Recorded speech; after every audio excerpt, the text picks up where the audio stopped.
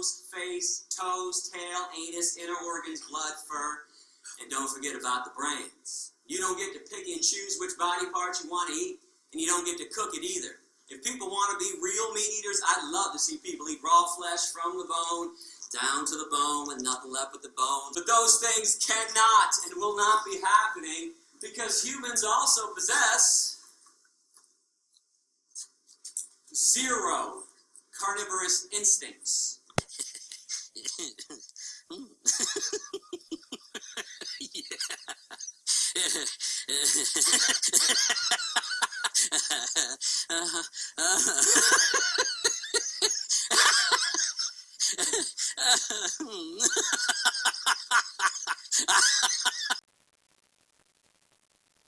You always respond better to this revolution that I'm involved in because the nutrition journal in the world, so busy folks like you don't have to.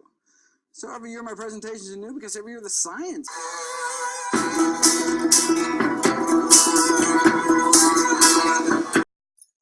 Hello, this is Dr. Michael Greger coming to you live from my treadmill, as I do every month, to answer any questions you may have. For those of you unfamiliar with my work, every year I read through every issue of every... The tongue stretch. In my earlier videos on how to stop mumbling, I've talked about how important it is to work out the muscles that help you articulate. The mouth really is one of the best signs to measure health all over the body, and so there's a fascinating story into how your dental health reflects, for your whole body health. If you think about your diet, if you're not, looking to source or understanding where your fat-soluble vitamins are coming from, you're likely deficient in them. Mouth breather. I was tripped by this mouth breather toy, okay? Mouth breather? Yeah, a dumb person. A knucklehead. Knucklehead? It's looking at breathing re-education. One aspect of it is that we have a huge cohort of the population. They're feeling fatigued. It is a major stress in their health. Their productivity, their quality of life is reduced. And also when we look at children, there's a knock-on effect of mouth-breathing children. It's altering the shape of the face, setting back the jaws, so it's increasing the risk of OSA for these kids later in life. So there's two plays going on there. We need to look at breathing. We need to look at the negative pressure during breathing, and we also need to look at the dilating forces of the upper airway muscles. And one key aspect of this is mouth versus nose. There's a 2.5-fold increase in upper airway resistance during sleep when breathing is through the mouth as compared to nasal breathing. So that says a lot, that the resistance, because here if we look at what's called the Venturi effect, and the Venturi effect states that when the diameter of a tube decreases, the pressure created as fluid or air is drawn through that tube increases. So the best way to think of this is if you were watering your garden and you have a hose, and for you to get the water a lot longer distance, you choke the hose. So by reducing the diameter of the water hose, the pressure increases and the water goes a longer distance. And of course, resistance during sleep, if the upper airways are decreasing as a result of mouth breathing, it's going to increase the negative pressure. Mouth breathing is associated with quite a few significant changes. It doesn't deliver oxygen as it should, and it also stunts growth and, for instance, predisposes to sleep apnea as well. So when you breathe through your mouth in the night, you're basically starving your brain of oxygen. Body and mind empowerment. Get stronger, faster, smarter, quicker, friendlier, more helpful, more driven. Everything the body needs. Control your mind. Stephen Lin from Australia. Stephen is a functional dentist, a TED speaker, a best-selling author of the book The Dental Diet. That dental disease is some of the most common chronic conditions that we see in society, and it's basically not getting any better. If you measure bleeding gums, most people have some level of it. But the big one that we don't think about is crooked teeth and why kids need braces.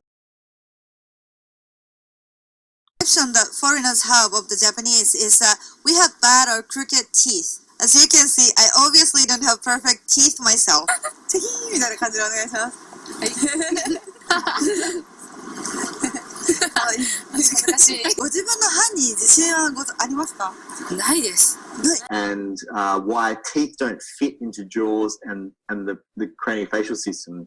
That's something that we don't talk about very often. And it's an issue that has really popped up very recently, even in our context, in terms of the last decades. I think if you talk to your grandparents and, the amount of people that had braces on orthodontic work, just say 20 or 30 years ago has dramatically spiked since then. But also wisdom teeth extractions. So why people need their wisdom teeth out in their early 20s. That's also an issue that's very, very common and we don't talk about. And these are all problems that are chronic, they're long-standing, and they're signs that the body is not getting what it needs to grow and develop properly, but also manage its hard structures, calcium, the immune system. And the mouth really is one of the best signs to measure health all over the body. And so there's a fascinating story into how your dental health reflects, for your whole body health. In your book that dental health or poor dental health is the first signs of some health issues in the entire body. And it kind of makes sense as well, because your mouth is the first point of contact with the world, in a sense that you taste, your senses that are actually going to experience the environment that you're surrounded by as well, like the food that you put into yourself. It's almost like some sort of blueprint or some sort of genetic code that you get that's going to influence the entire other metabolic process as well. And also, I believe the other senses are going to be affected by this as well. And the olfactory bulb with which you detect smells with is right behind your mouth also. So it's very closely linked with all of your senses. Absolutely, and you really hit an important point there, because your cranial nerves, there's a vast majority that innervate into the oral cavity. If you think about just your tongue, there's 5 cranial nerves that innervate your tongue, and the different modalities of that, the purposes for that, but also the messages it sends back to your brain is critical. And so just for instance, your tongue posture and how you hold your tongue is important for sending certain neurological messages to your brain, and then controlling the airways and so on and so on. So the importance of your mouth really cannot be, I don't think it can be overstated at all. What was the ancestral human diet? My name is Peter Unger. I'm a paleoanthropologist at the University of Arkansas. I study human evolution. We see bones eroding out of the ground, covered in the telltale scars of butchery, cut marks all over them. There's very little doubt that our ancestors ate meat. Tripped by this mouth breather children, okay? Mouth breather? Yeah, a dumb person. A knucklehead. Knucklehead? Why is he important? All right, Sean. Well, a lot of people don't know who Weston Price is, and those of us who do know who Weston Price is usually think of him as the author of his epic work of nutritional anthropology entitled Nutrition and Physical Degeneration. And this was a book he had first published in 1939, and it documented his travels around the world to every inhabited continent except Asia, which he couldn't reach because of the onset of World War II, where he documented the consistent effect of the nutritional transition from traditional diets to modern diets, rich and refined foods, what he called the displacing foods of modern commerce. Where each of these populations, no matter where they were in their geography, no matter what types of traditional diets they had vibrant health while they were living their traditional lifestyles and eating their traditional diets, and transitioned to a life of physical degeneration as they transitioned to these modern refined foods.